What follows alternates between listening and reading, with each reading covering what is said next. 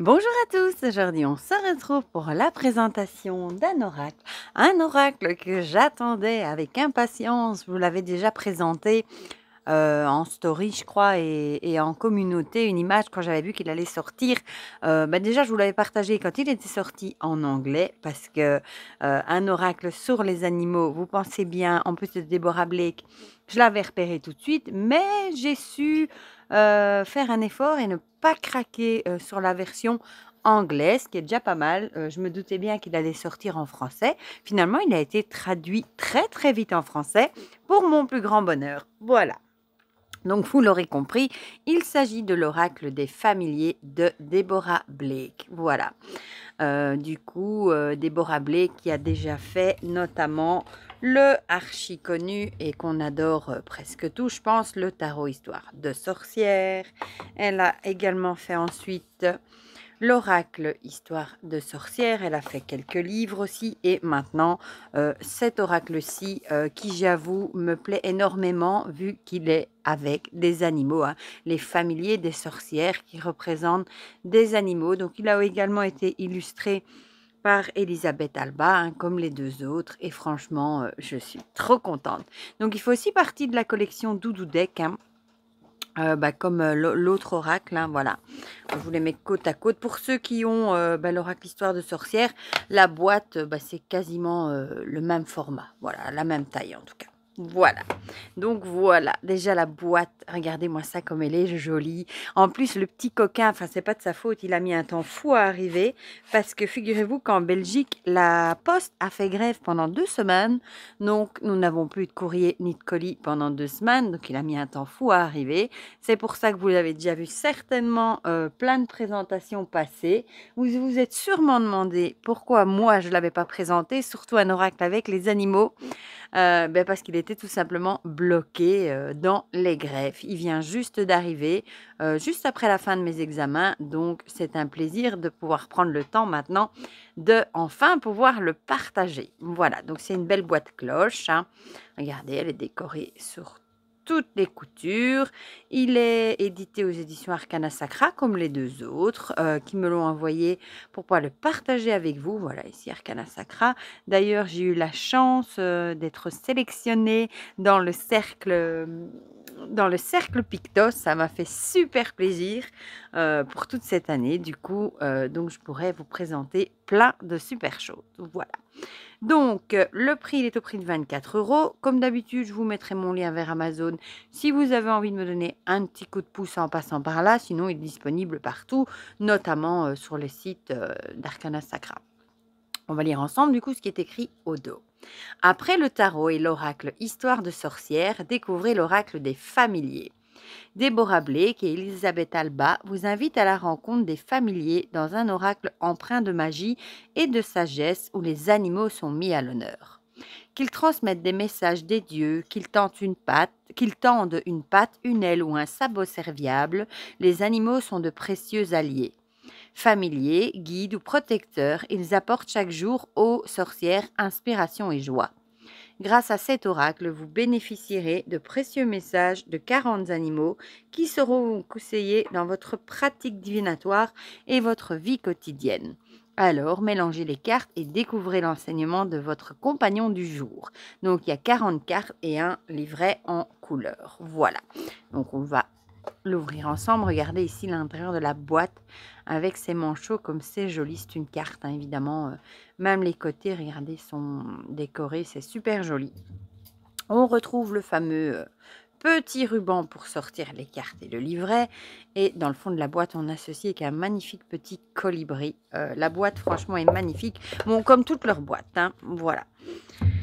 Et du coup, c'est chouette d'avoir ici une petite boîte et pas un énorme coffret. Franchement, c'est chouette. Voilà, bon, on va mettre les cartes de côté. On va d'abord se pencher sur ce livret qui est très beau aussi, tout en papier glacé. Voilà, vous le voyez avec ma lampe. Voilà, donc on a ici la page de garde. Regardez-moi ça comme c'est joli. On a ici à propos de l'autrice, donc Deborah Blake, et de l'artiste Elisabeth Alba. On a le sommaire avec une introduction, comment se servir de ce jeu, la répartition des cartes. Vous allez voir, elles sont réparties de la même façon que l'oracle Histoire de sorcière. Puis on a un mot sur les familiers, les guides et les protecteurs pour expliquer. Quelques tirages simples, il y en a quand même quelques-uns. Et ensuite, on passe aux cartes qui sont divisées en plusieurs familles. En fait, elles sont divisées par éléments, terre, air, feu, eau. Et alors, on a aussi l'esprit. Voilà. On a 9 cartes par catégorie. On aura la terre, l'air, le feu, l'eau, et par contre pour les esprits, on en a 4. Voilà, et puis on a une petite conclusion à la fin. Regardez-moi ça comme c'est joli. On dirait une aurore boréale, c'est magnifique. Voilà. Donc ici, on a un petit mot de la créatrice qui nous dit bienvenue dans l'oracle des familiers. Ce jeu est né de la collaboration du duo dynamique qui a conçu le tarot et l'oracle Histoire de sorcière, Deborah Blake et Elisabeth Alba. Cette fois-ci, nous avons voulu produire quelque chose de tout à fait différent, un jeu centré sur les animaux plutôt que des personnages humains. Ce n'est pas que nous n'aimions pas les gens, enfin la plupart d'entre eux en tout cas, mais nous aimions vraiment beaucoup, beaucoup, beaucoup les animaux. Déborah a de nombreux chats et Elisabeth un chien plein d'entrain. Ce sont de merveilleux compagnons. Les sorcières peuvent avoir avec les animaux des interactions qui vont bien au-delà de celles que vous pouvez connaître avec les êtres humains, qui vous font l'honneur de partager votre demeure et votre lit et vos repas. Voilà. Ou alors elle vous dit qu'ils soient sauvages ou domestiques, les animaux peuvent être des familiers, des guides et des protecteurs. Ils peuvent nous faire parvenir des messages des déesses et des dieux, être une source d'inspiration quant à la manière dont nous menons notre vie, nous tendre enfin une patte, une aile, une nageoire ou un sabot serviable pour nous guider sur notre chemin. Ce jeu a été conçu pour nous aider à accepter ces dons des animaux autant que pour être beau et amusant. Les cartes sont disposées en groupes qui représentent les 5 éléments, la terre, l'air, le feu, l'eau et l'esprit, qui comprend quelques créatures magiques venant s'ajouter aux animaux ordinaires. Après tout, qui peut savoir d'où surgira l'inspiration? Nous espérons que vous trouverez cet oracle à la fois utile et divertissant, et nous attendons avec impatience que vous nous racontiez quels sont vos animaux préférés. Bon, moi j'ai déjà repéré qu'il y avait une carte de libellule dedans, donc vous pensez bien que je suis ravie.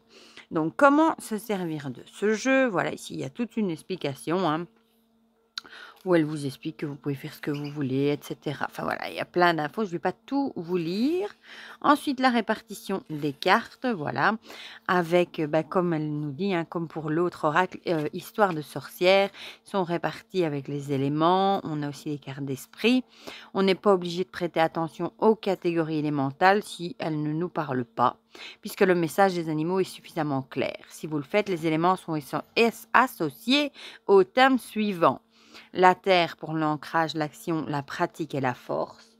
L'air pour la pensée, communication, légèreté, la sagesse.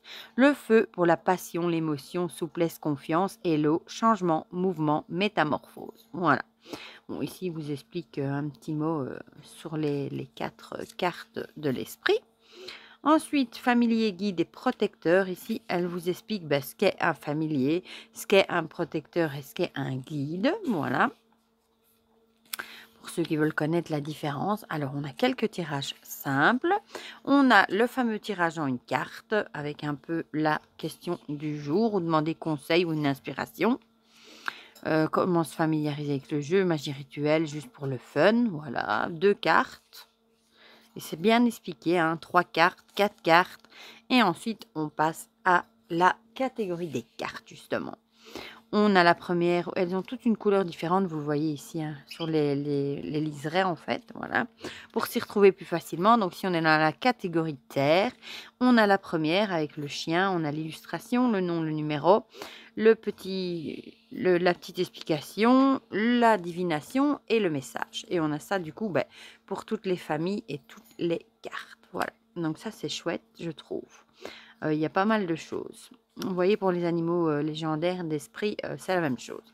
Ensuite, on a une petite conclusion ici, voilà, avec le magnifique corbeau. Et on arrive au bout. Ici, on reprend d'ailleurs la fameuse boîte. Moi, j'ai la petite boîte qui était dans la grande boîte sur mon bureau. J'ai aussi la grande boîte et le livre et le fameux oracle. Voilà, donc ça, c'est pour le livret. On va enfin se pencher sur les cartes. Bon, déjà, je suis amoureuse du dos. Il me fait un peu penser justement au dos Histoire de sorcière. Ils ont un peu mélangé avec les petites étoiles aussi comme ça. Et ils ont repris des animaux, dont un chat noir, forcément. Je vous montre la taille des cartes par rapport à un tarot classique. Bon, elles ne sont pas trop grandes. Un tout petit peu plus haut et un peu plus large. Donc, c'est un format qui tiendra très bien en main. Sont de qualité franchement excellente. Et elles ont un petit fini glossy. Pas trop, juste assez. Elles ont une tranche neutre, comme la plupart, enfin tous les jeux, je pense, d'Arcana Sacra. Et voilà, on a les illustrations en pleine page.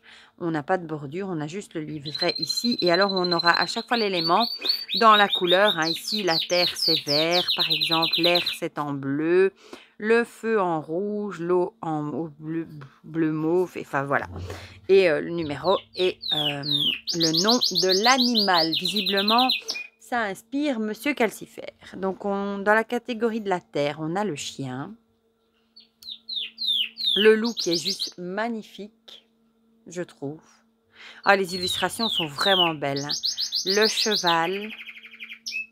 L'ours, alors là, j'adore. Ah, il est vraiment beau. Le lapin qui est trop beau aussi. Regardez avec ses petits menhirs ici. Trop beau. Le serpent, c'est pas celui que je préfère, mais il est beau quand même avec ses cristaux ici. Des petits boutons d'or. Le cerf. Le singe. Avec un mortier, il est en train de faire une concoction de plantes. On dirait des pissenlits d'ailleurs. Le raton laveur, j'adore les ratons laveurs. Ensuite, on a la partie air avec l'oiseau-mouche, le petit colibri, on dirait. La chauve-souris, regardez-les là en haut. J'aime beaucoup, moi, les chauves-souris. Bon, il y en a beaucoup qui en ont peur. Le corbeau, qu'on reprend sur la boîte, qui est magnifique, avec cette aurore boréale là derrière. Il est vraiment sublime. Le hibou. Il n'y a pas de carte de Canaries, Calcifère. L'abeille. Le papillon monarque. Très belle aussi. La libellule, elle est super jolie sur son roseau. Avec ses petites bulles. Franchement, j'adore. L'araignée. Bien, je suis pas très araignée, mais bon, elle est toute petite, on la voit pas trop. Par contre, j'ai toujours trouvé que les toiles d'araignée étaient magnifiques. Et bon, avec le décor, c'est très joli. Les inséparables, regardez-moi ça comme ils sont mignons avec ce décor. Oh, c'est super joli. Le chat pour le feu, avec un chat noir qui fait penser à mon petit Salem. Le lion, avec son bébé dans l'arbre. Et il y en a deux d'ailleurs, je n'avais même pas vu. Le guépard. Le coq magnifique et majestueux en train de chanter au lever du soleil. Très jolie carte. Les lucioles, très jolies aussi, j'adore. Le caméléon.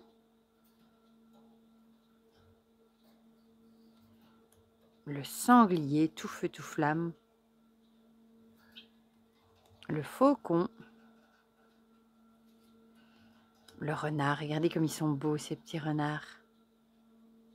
Ah, il est vraiment magnifique. Ensuite, on a la catégorie eau avec le dauphin.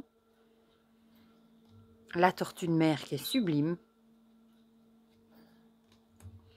La grenouille, on a même les têtards ici, les différents stades. La déesse de Vénus ici.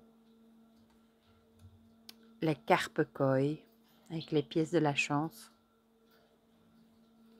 Les manchots qu'on retrouvait dans le couvercle de la boîte.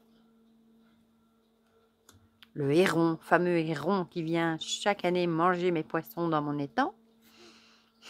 La pieuvre avec sa lanterne. Petit côté ermite là, on dirait. Les loutres. Dans leur cascade, l'eau est bien claire, limpide. Le castor qui est en train de manger un boulot, faire son barrage ici. Et ensuite, on a les cartes de l'esprit avec le dragon, magnifique. La licorne qui me fait penser vraiment là au film La dernière licorne, Elle est un peu comme ça aussi, blanche et terrée, quand elle rentre dans la mer. Un dessin animé que j'adore. Le fameux phénix, évidemment, qui renaît de ses cendres. Et le sphinx. Voilà pour les illustrations. On va les mélanger, on va en tirer une et je vous lirai du coup ce qui est écrit dans le livret. Comme ça, vous aurez une petite idée. Bon, évidemment, ils se mélangent super bien. Ils ont toujours des cartes qui se mélangent très très bien. Ben, je suis vraiment ravie. Maintenant que je l'ai mélangé, je vous l'ai présenté, ben, je pourrais l'utiliser. Comme les cartes étaient dans l'ordre, je n'avais pas encore pris le temps de l'utiliser. Puis avec mes examens, j'ai pas eu le temps. Mais là, j'avoue qu'il me tardait de me plonger dedans. Voilà. Bon, je vais quand même vous montrer. Regardez, il s'étale super bien. On va prendre celle-ci. Je vais d'abord les regrouper. Et on va regarder ce que c'est. Ah, le lapin que je trouvais très très beau. Avec une carte d'ancrage du coup. Hop, je vais tout faire tomber. Du coup, bon, la facilité, c'est qu'on le retrouve facile avec les couleurs. Voilà. Alors, on a... Le lapin est un symbole de fertilité dans de nombreuses cultures. Les femelles de cette espèce peuvent mettre au monde de nombreuses portées par an et chaque portée comprendra probablement de nombreux petits. Si vous faites le calcul, ça fait beaucoup de lapins. Bien sûr, il ne faut pas toujours prendre le mot fertilité au sens littéral. Il peut aussi signifier abondance, créativité ou annoncer la naissance de quelque chose de nouveau ou de productif. Alors, le message en divination, cette carte peut annoncer de bonnes choses dans un avenir proche. Si vous avez planté les graines de plans ou de projets, ils peuvent parvenir enfin à maturité. Elle peut aussi indiquer la fertilité au sens propre, mais le plus souvent, le lapin représente la prospérité, la réussite ou l'accomplissement. Bon, moi, ça me va. Hein. Comme j'arrive doucement au bout de ma première année de formation, c'est un message qui me va tout à fait.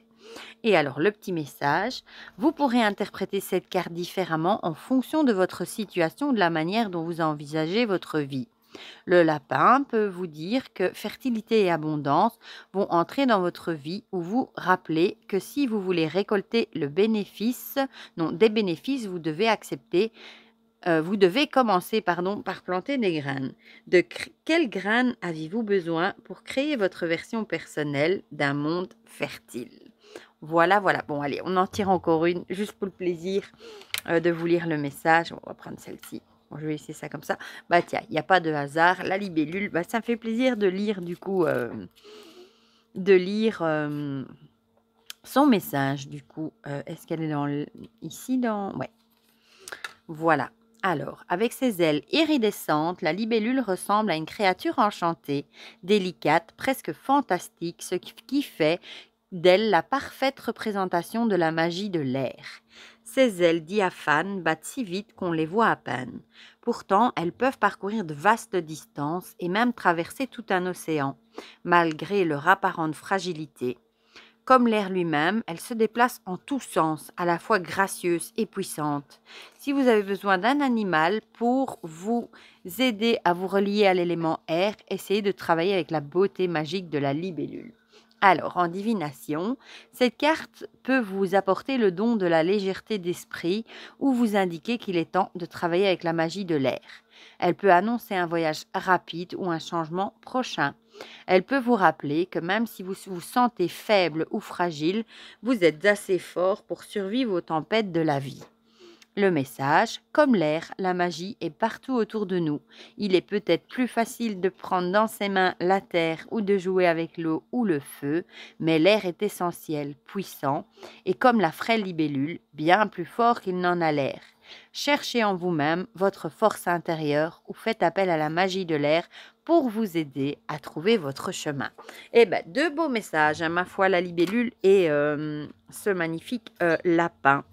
Voilà, mais du coup, vous me direz dans les commentaires hein, ce que vous en pensez. Si vous avez craqué pour ce jeu déjà, hein, il était dans votre wishlist. Si vous n'avez pas pu attendre, si vous avez craqué pour la version anglaise, vous me direz tout ça dans les commentaires. Bon, je ne vais pas vous demander si vous l'avez vu passer. Forcément, on l'a vu passer partout. Donc, je pense que vous l'aurez vu passer. Du coup, j'espère que ça vous fera quand même plaisir de voir ma présentation. Et pour le reste, je vous fais plein de gros bisous et on se dit à très vite pour de prochaines vidéos. Bisous, bisous!